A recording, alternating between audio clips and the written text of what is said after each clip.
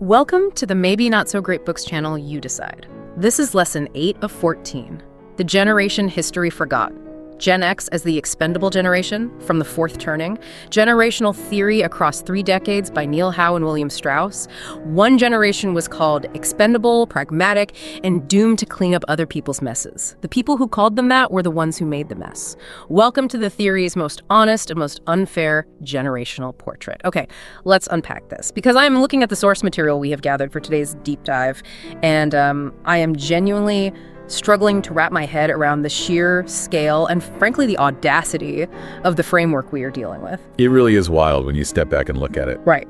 For anyone listening who might be unfamiliar with the reach of this material, we are not just talking about some obscure academic paper. We are looking at a multi-million-dollar corporate consulting juggernaut. Oh, absolutely. This is a theory of history that has been read by presidents, by military generals, hedge fund managers, Fortune 500 CEOs for over 30 years.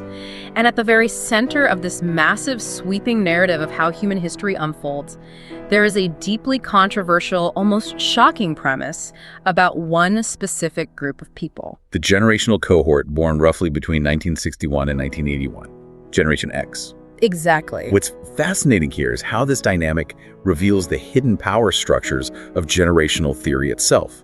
It truly is one of the most striking paradoxes you will find in modern pop sociology. To understand the gravity of this premise, we have to look at the architects of the theory. Neil Howe and William Strauss. Yes, 2 highly educated, highly influential consultants and historians. And crucially, both of them belong to the baby boom generation. That is the detail that just, it changes how you read everything they wrote. It colors the entire text. In their foundational 1991 book, Generations, and their really popular 1997 follow-up, The Fourth Turning, they constructed this incredibly elaborate theory of cyclical history. They mapped out centuries of Anglo-American history to prove that time does not move in a straight line. It moves in a repeating circle. Right, a circle. But the part that demands our attention today is how these 2 authors chose to cast their own generation within this grand historical drama. Yeah, that is the part that immediately jumped out at me. They are writing the sprawling history of the world, and when it comes time to categorize their own demographic, the boomers, they give themselves the title of the visionary prophets. Prophets, with a capital P. They literally write into their own framework that their generation is destined to provide the uncompromising moral authority needed to save the world during its darkest hour. I mean, it's quite the self-portrait to paint. It is a profound level of historical self-aggrandizement. They position the prophet archetype as the ultimate arbiters of values. Prophets are the ones who tear down old, decaying institutions. They build new moral frameworks. They are the visionaries.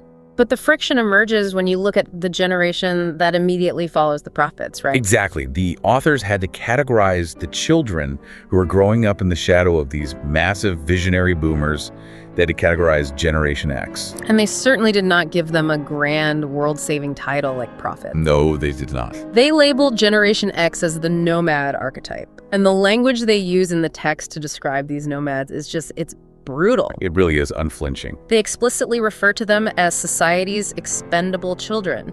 They claim that the entire historical purpose of Gen X, their grand destiny in this repeating cycle of time, is to quietly, with absolutely no glory and no fanfare, clean up the massive societal and institutional debris left behind by the prophets. Which is quite a heavy burden to assign an entire demographic. The sheer audacity of 2 boomer authors writing a best-selling book that essentially tells the next generation, hey, your only historical purpose is to be the janitorial staff for our grand moral crusades, is staggering to me. When you read through these texts, from the 1991 original all the way to Neil Howe's 2023 update, the fourth turning is here. You are forced to realize that you are not reading purely objective, detached history. You are reading a narrative constructed from a very specific vantage point. Right. To understand how they justify labeling an entire generation as an expendable cleanup crew, I want to get into the weeds of those mechanics. Because if someone is going to tell me that my birth year dictates my psychological fate, I want to know exactly how that clockwork operates. Let's break it down. The text mentions these long periods of time called secula. How does a seculum actually function, and how does it trap a generation into a specific archetype? Okay, so a seculum is roughly the length of a long human life, about 80 to 100 years. The authors argue that every saeculum is composed of 4 distinct eras, or turnings. And these function very much like the 4 seasons of a year, right? Exactly like seasons. Each turning lasts about 20 to 25 years. The cycle always begins with a high, which is like the spring of the saeculum. Okay, so what defines a high? During a high, society is unified, institutions are incredibly strong, and people generally agree on where the culture is heading.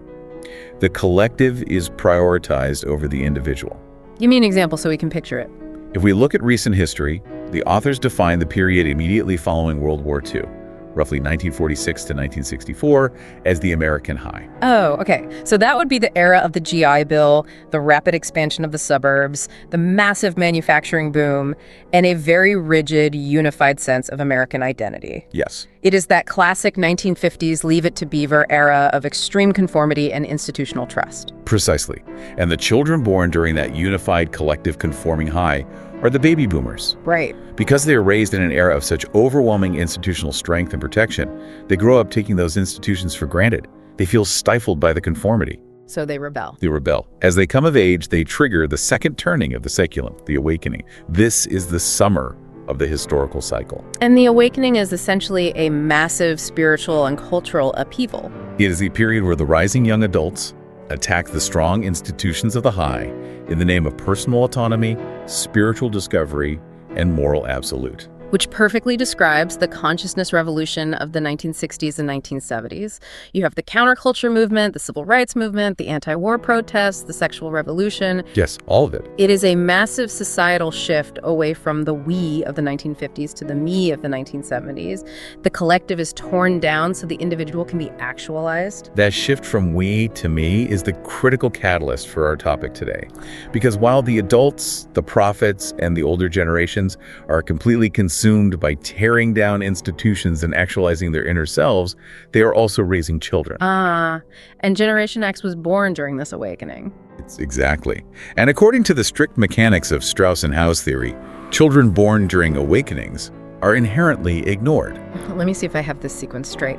An era of strict conformity and strong institutions breeds children who violently rebel against those institutions. That gives you the boomers. Right.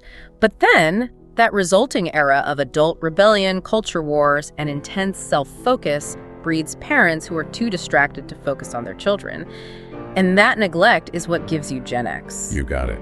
It is essentially the ultimate latchkey kid origin story, but elevated to the level of unavoidable historical destiny. It frames demographic neglect as a cyclical inevitability. The adults of the awakening era are fighting massive culture wars.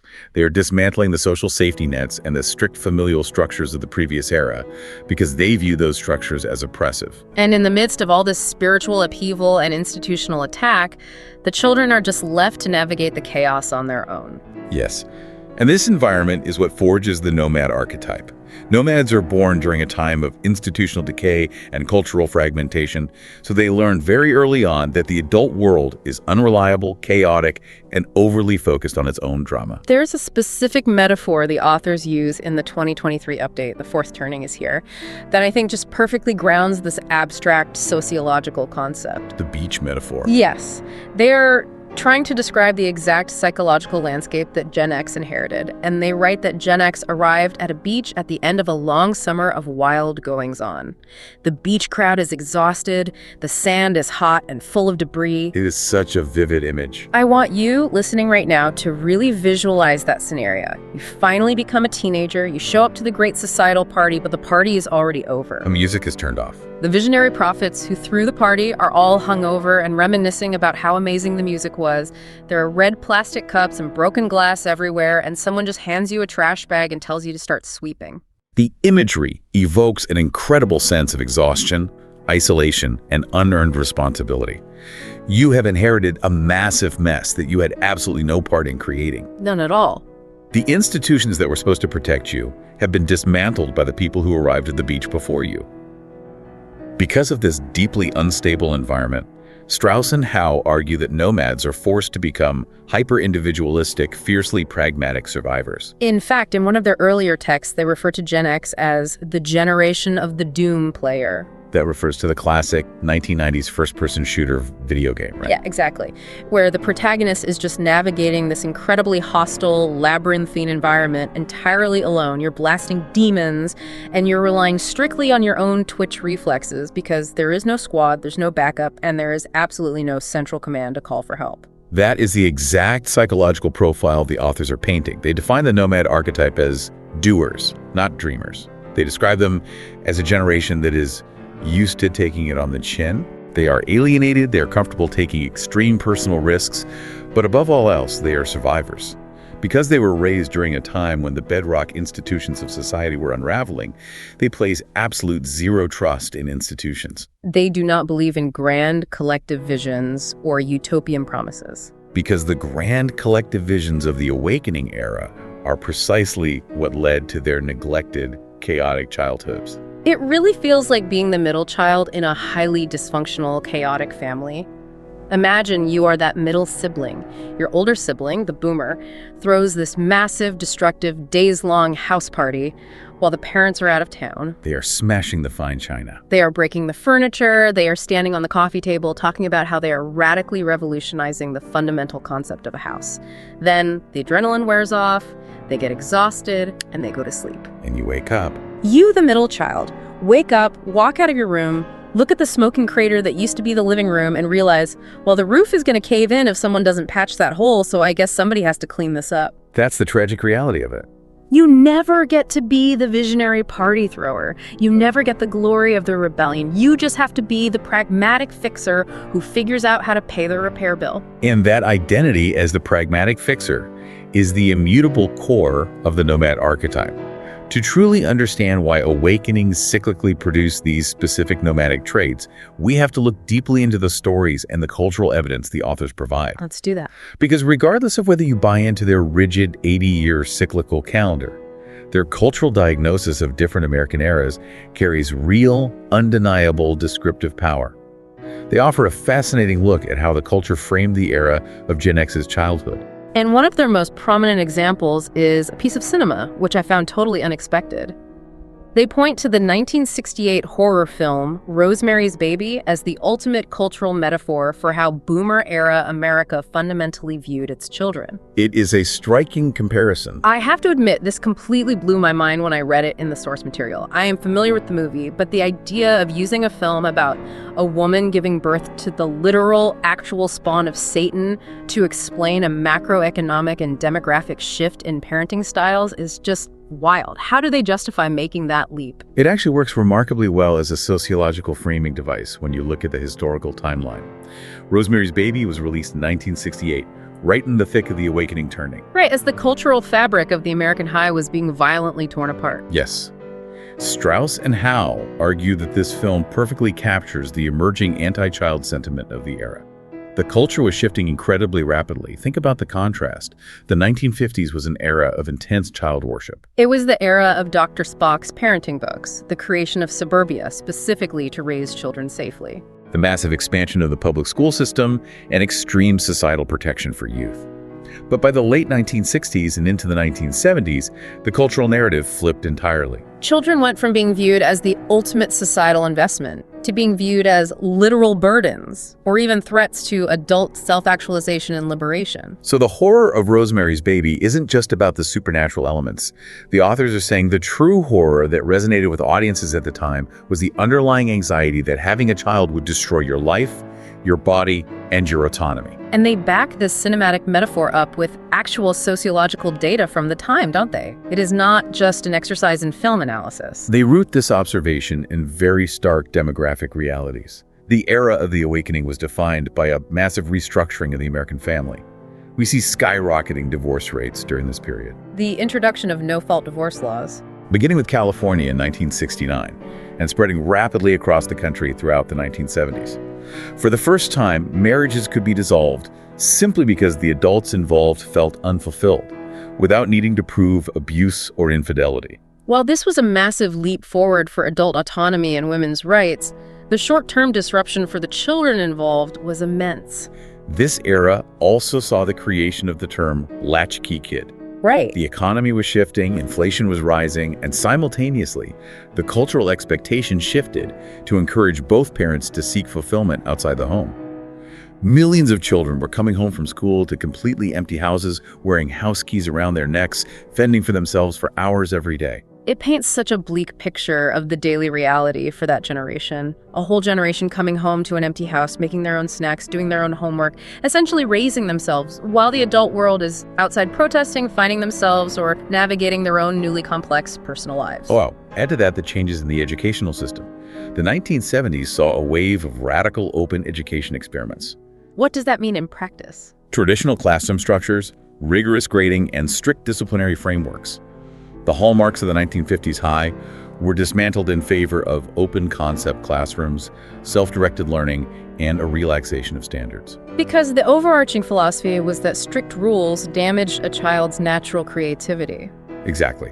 But in practice, as the authors note, it often meant that the societal safety nets and the structured guidance for children were essentially being dismantled in favor of an ideology of liberation. The authors argue that this specific environment, where the child is viewed almost as an obstacle to adult fulfillment and where the institutional protections are stripped away, forces the nomad generation to develop a thick skin extremely early in life. They learn, through daily repetition, that the adult world is unreliable. That institutions will not catch them if they fall, and that their survival depends entirely on their own self-sufficiency. Which perfectly explains the deep-seated cynicism and the legendary irony that Generation X became famous for in the 1990s. If you are raised in an environment that constantly tells you that you are on your own, you are not going to grow up to be an idealistic team player. No, you certainly aren't. And that brings us to another incredible story from the text that illustrates how these two different archetypes clash once the nomad actually comes of age.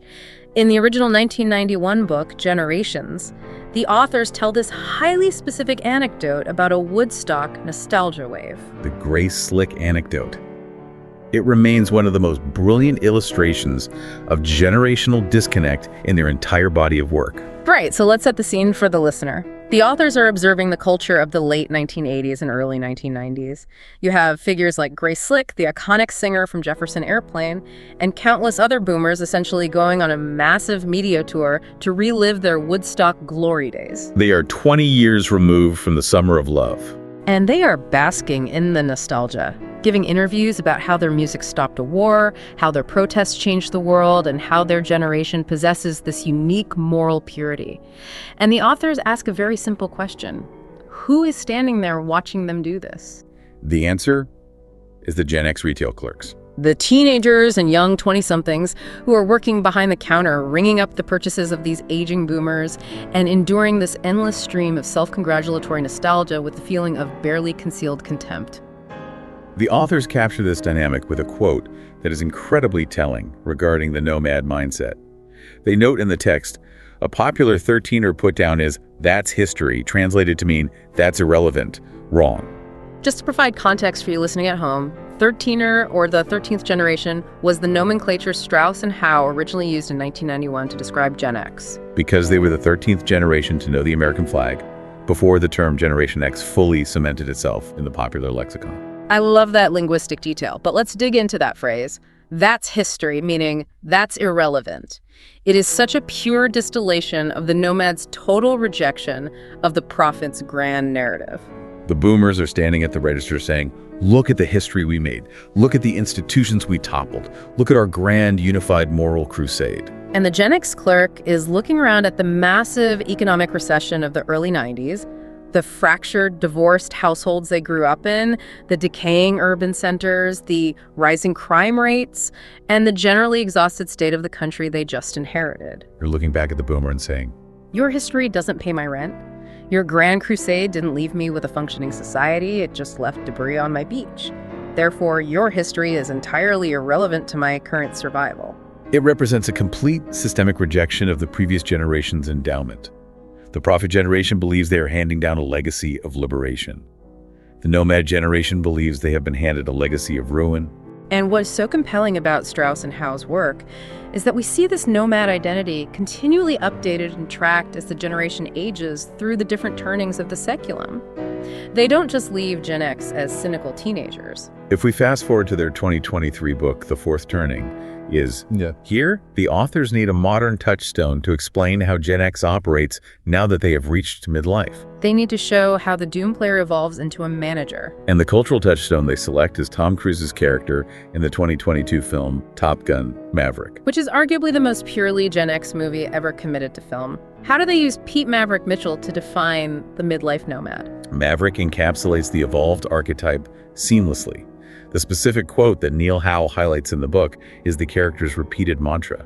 It's not the plane, it's the pilot. If we translate that line of dialogue into the context of generational theory, what does it actually signify? It means that the midlife nomad possesses zero trust in the institution. Maverick does not trust the massive, bloated bureaucracy of the Navy. He does not trust the grand, expensive, overly complicated technological systems. But he certainly does not trust the visionary, dogmatic admirals who are safely sitting in a bunker giving the orders. What does he trust? He trusts individual competence. He trusts extreme, localized pragmatism. He trusts the solitary, battle-tested expert who intimately knows how to operate the machinery when all the grand systems inevitably fail. It's not the plane, it's the pilot. It is essentially the nomad's ultimate philosophy. The overarching system is fundamentally broken, the bureaucratic rules are stupid and disconnected from reality, but I have acquired the specific, gritty skills necessary to survive the mission anyway. It is hyper-individualism refined into a managerial style. But here is an aspect of the theory that I found truly fascinating, and it proves that the authors aren't just pulling this profile out of thin air to insult the 90s slacker generation. They trace this exact psychological profile backward in time. Yes, the theory relies on historical recurrence. They connect Generation X to a previous generation that occupied the exact same seasonal slot in the previous 80-year cycle. They compare Gen X to the previous recessive generation. The archetype that shares the recessive space with the nomad is the adaptive archetype, which in the most recent cycle was the silent generation. These are the individuals born roughly between 1925 and 1942. While Gen X is classified as a nomad, both the nomad and the adaptive artist archetypes share this deeply ingrained recessive quality. They are the generations that are demographically and culturally sandwiched between the massive, dominant, visionary generations. So the silent generation is the cohort trapped between the GI generation, the heroes who stormed the beaches of Normandy and won World War II, and the baby boomers who marched on Washington and led the Cultural Revolution of the 1960s. Exactly. They are surrounded by giants. In the 1991 book, the authors provide a deeply moving, perceptive, and somewhat tragic analysis of the silent generation's historical footprint. They point out a staggering historical fact. 65 years after their first birth year, not a single member of the silent generation had ever been elected president of the United States. They spent their entire political and professional careers handling everyone else's paperwork. They were the facilitators, the process experts, the aides, the technocrats. They built the intricate legal frameworks that allowed the civil rights movement to succeed in the courts. They handled the complex logistics of the post-war economic boom.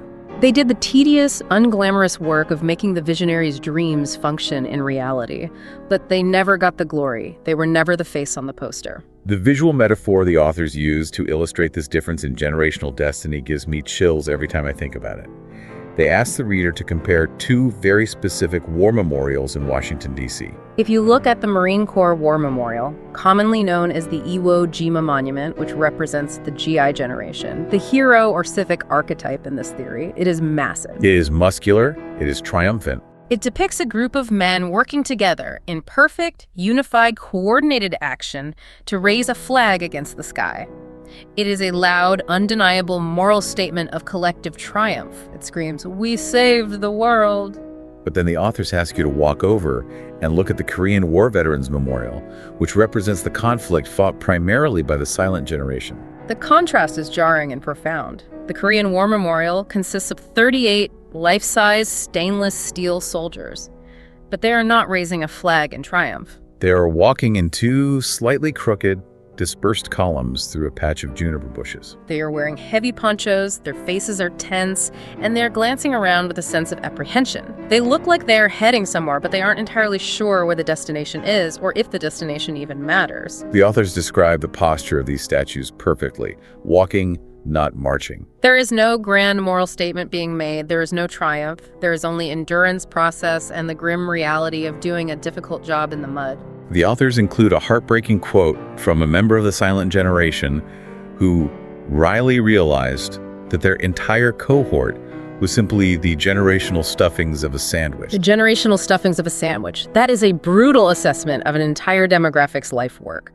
But it is precisely how Generation X is framed decades later in the cycle.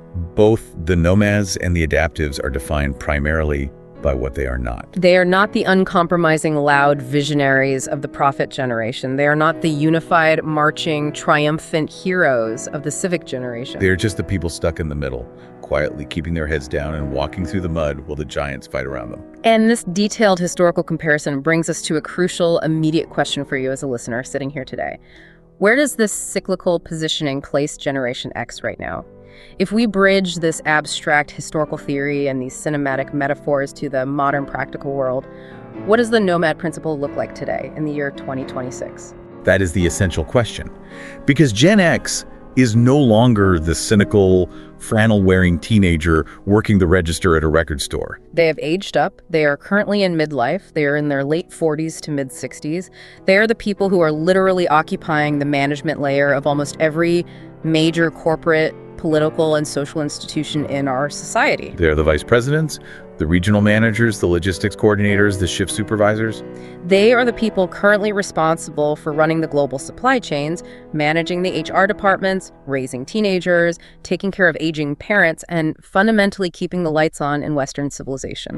When you look at the generational division of labor right now, the reality is stark. And it aligns almost eerily well with Strauss and Howe's archetypal framing.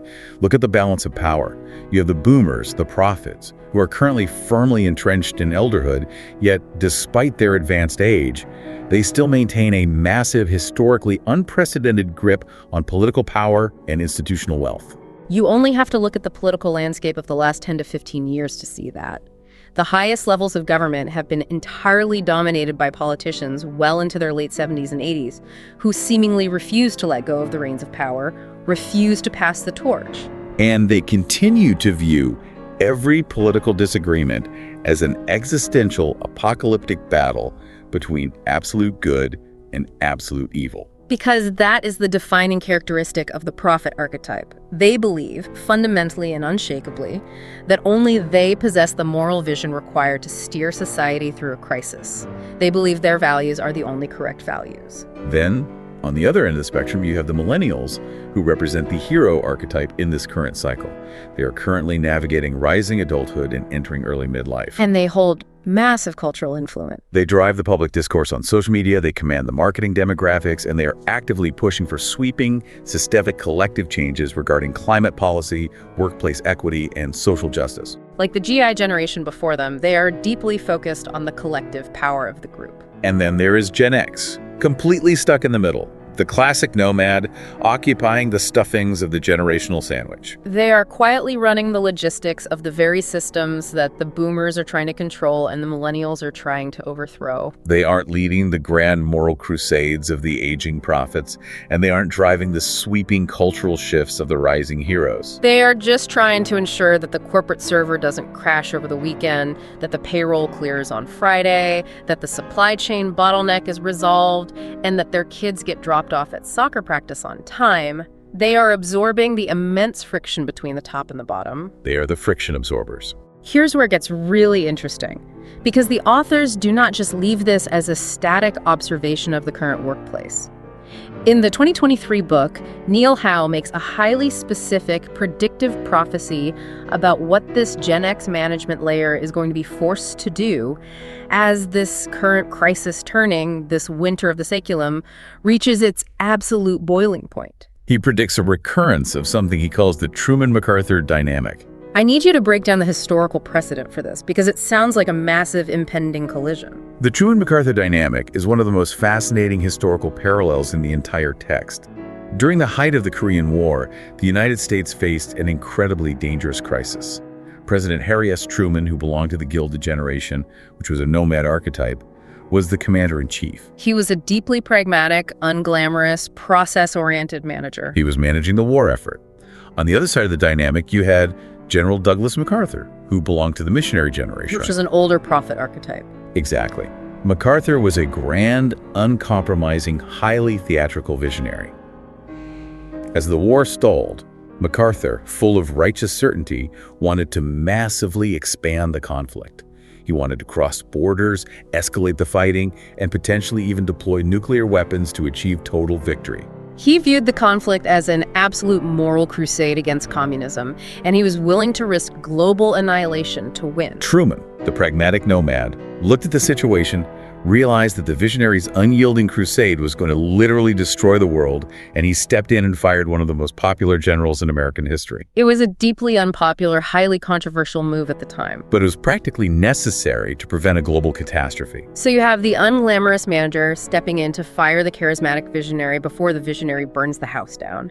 And Howe predicts that this exact archetypal dynamic is going to repeat itself in the very near future. If we connect this historical precedent to the bigger picture of our current timeline, Howe predicts this dynamic will manifest in the 2030s.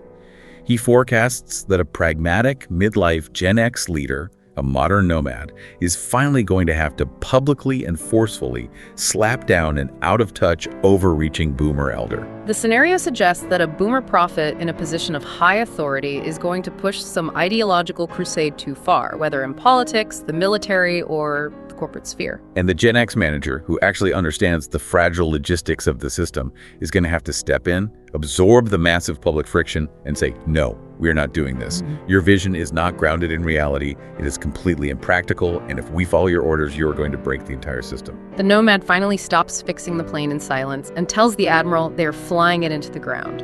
It is a compelling narrative arc, almost cinematic. But wait, before we get too swept up in the drama of this prophecy, we need to address the massive warning label that has to be slapped on the side of this entire theory. We must look at it critically. Because as much as this narrative might resonate, especially if you happen to be a Gen Xer listening to this who feels constantly overworked and underappreciated, we have to look critically at the limitations of the text itself. We have to ask a difficult question.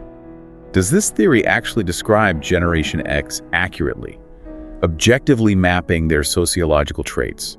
Or does it just perfectly, almost scientifically, validate Gen X's built-in underdog complex? That is a vital, critical distinction that any serious reader must make. The theory flatters the nomad archetype immensely by framing them as tough, clear-eyed, pragmatic, and absolutely essential for the survival of civilization during a crisis. It strokes the ego of the cynic. But we have to be brutally honest about the inherent power dynamic embedded in the text itself. Consider the source, consider who wrote these books. Two highly successful baby boomers. And what message are these boomers delivering to the generation that immediately follows them? That is the part that borders on insulting when you read between the lines. They are essentially looking at the next generation and telling them, your cosmic destiny is to face historical crises with far less fanfare than boomers.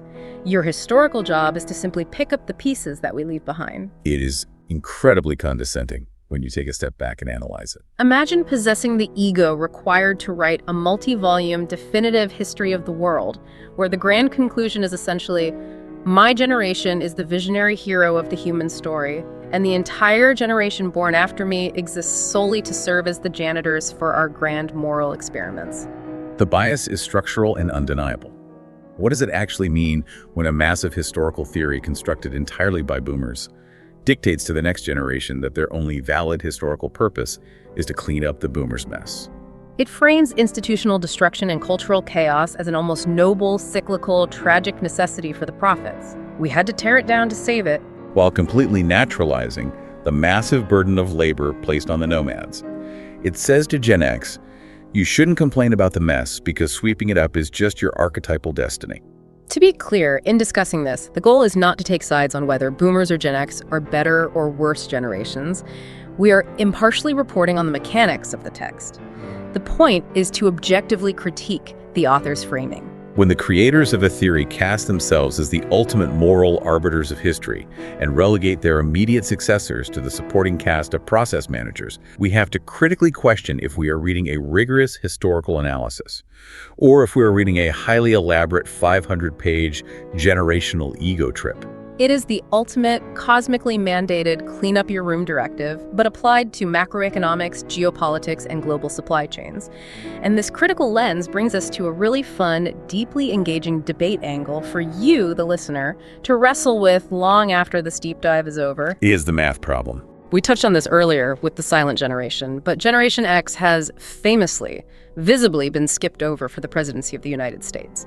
We went from a long, continuous string of boomer presidents, Clinton, Bush, Trump, with Biden representing a brief step back to the silent generation. And now, the national political conversation frequently leaps right over Gen X to excitedly discuss when millennials will take over the executive branch. The debate question for you, as the listener, is one of causality. Is this glaring absence from the highest levels of executive leadership the direct result of their nomad archetype destiny? Are Gen Xers absent from the presidency because they are psychologically hardwired by the saeculum to be pragmatic background fixers who naturally disdain grand public leadership and lack the visionary rhetoric required to win national elections? Or is it just simple, brutal arithmetic? Is it just demographic reality? Generation X is a significantly smaller birth cohort. Because of the invention of the birth control pill, changing economic realities, and a drop in fertility rates during the awakening, there are simply fewer of them. They are literally sandwiched between two massive demographic behemoths, the baby boomers above them and the millennials below them. This is where critical thinking is absolutely essential in a world saturated with complex theories and information overload. The demographic math argument is incredibly strong and hard to refute. Generation X simply does not possess the sheer voting bloc size to overpower the generations on either side of them in a national popular election. When political strategists design national campaigns, they allocate their resources to target the largest available demographics. For decades, the undisputed king of the demographics was the boomers. Now that target is rapidly transitioning to the millennials. Gen X is, quite simply, structurally outvoted. They cannot win a numbers game. So the debate you have to settle in your own mind is this. Is Gen X's cultural and political invisibility the result of an inescapable 80-year cyclical saeculum determining their psychological fate? Is the universe fundamentally dictating you are nomads, you shall manage, but you shall not lead? Or is it just that they literally do not have the numbers at the ballot box? And a sweeping theory of history was invented to explain away a simple demographic dip. It is a classic chicken or egg scenario.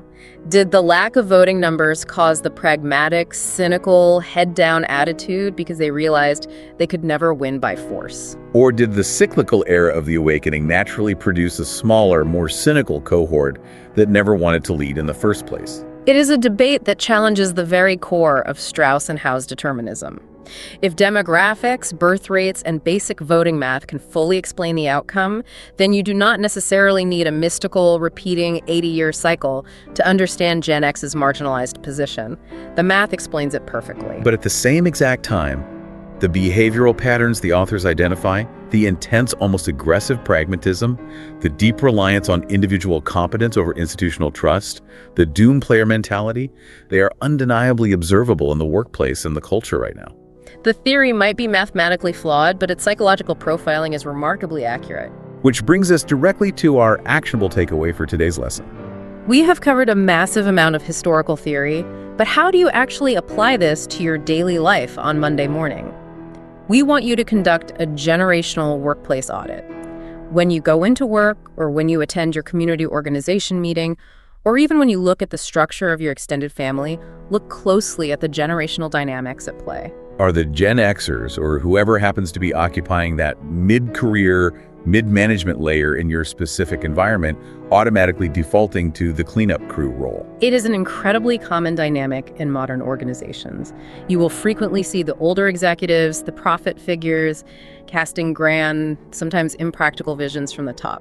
You'll see the younger employees, the hero figures, actively pushing for systemic cultural changes and demanding new operational paradigms from the bottom. And you will find the middle layer quietly burning themselves out, working late into the night, trying desperately to reconcile the grand visions with the systemic demands, all while keeping the actual product shipping. If you find yourself trapped in that middle layer, always playing the role of the pragmatic fixer, the silent shock absorber, you need to stop and ask yourself a hard question. Are you doing the cleanup work because it is actually required for your job and genuinely appreciated by the organization? Or are you doing it because society, your upbringing, and highly influential multi-million-dollar theories like this one have fundamentally conditioned you to expect no glory, to accept the burden, and to assume that your only value is in sweeping up the debris? Challenge yourself to step outside the assigned archetype. If you have spent your life as the nomad, maybe it is time to stop just quietly fixing the plane in the background. Maybe it is time to walk up to the admirals, point out that their grand vision is failing, and start dictating the direction of the mission yourself. Knowledge is most valuable when it is deeply understood and practically applied. Recognizing the script you have been handed by history, by culture, and by generational theorists is the first vital step to deciding whether or not you actually want to continue reading those lines. So, what does this all mean for the future? We are going to leave you with a chilling structural question that builds on everything we have unpacked today. Let's assume for a moment that Strauss and Howe's core observation is correct.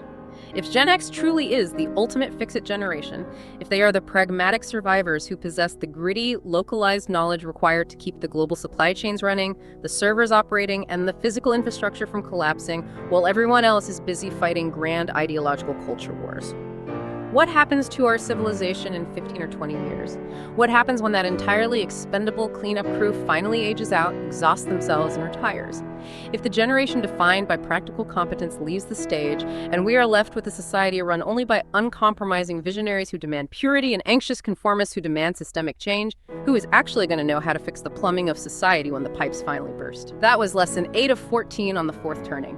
Generational theory across 3 decades. Subscribe for the full series. If you haven't seen our debate overview of the whole book, check that out, link in the description.